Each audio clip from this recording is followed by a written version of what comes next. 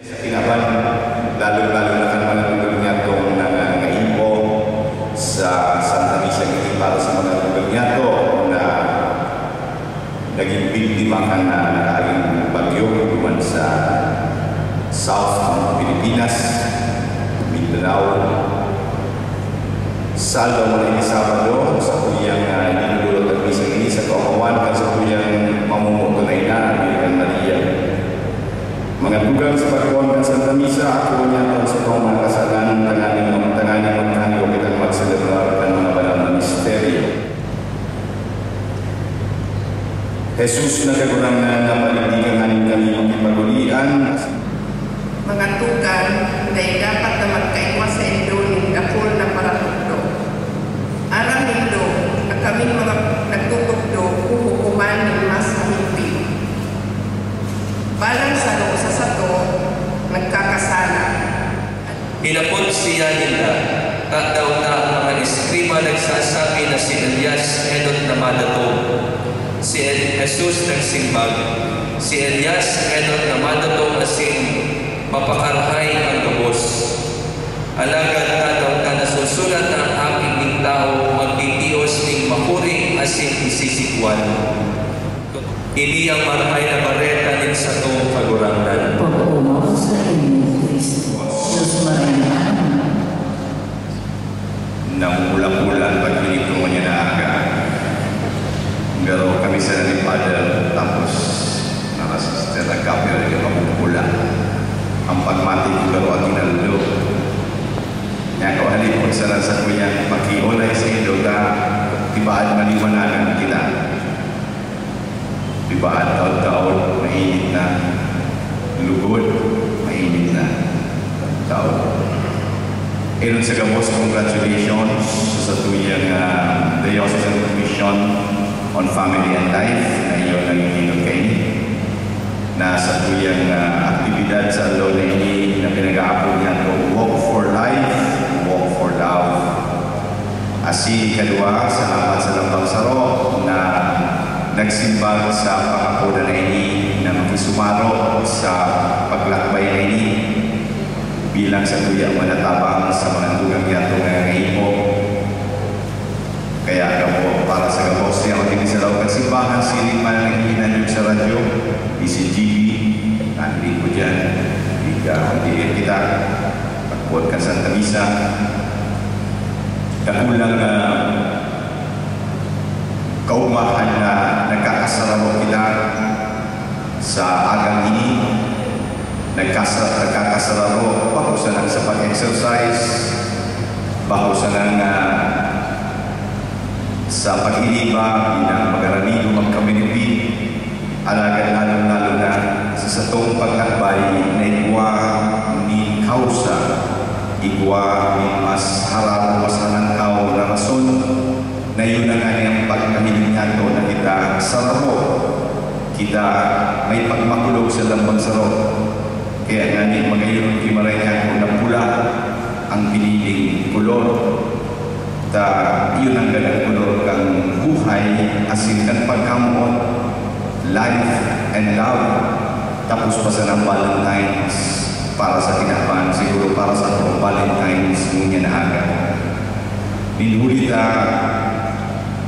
ang pagkamuot nagbubunga ng buhay siriman ang buhay nangangahulugan na iyan gikan sa pagkamuot kunyaon sa itong pagkamuot yaon sa kuyang paghiras tanganing ang buhay mas mapakarhay mas magtalubo mas mag-uswag asin habang nagtatalubo ang buhay kaipuhan man mas naglalako ang pagkamuot.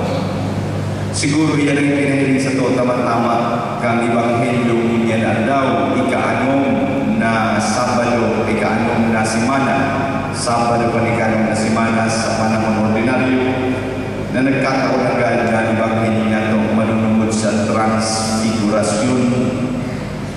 Ini mga nakaagit alaw ng unang tema ni pagsakit, ni krus, kung saan kita nagsisimpa uwan daw, Pinuli taharanina ang Miyerkules de Ceniza sa maabot ng Miyerkules, Ash Wednesday. Nagpuna sa itong mga ebanghelyo ang tema ng krus, ang tema ni na pagsakit. Tanganing maandam kita para sa panahon ng Kwaresma. Asin po yan, yaong kita sa katahawan ng ebanghelyo ni San Marcos.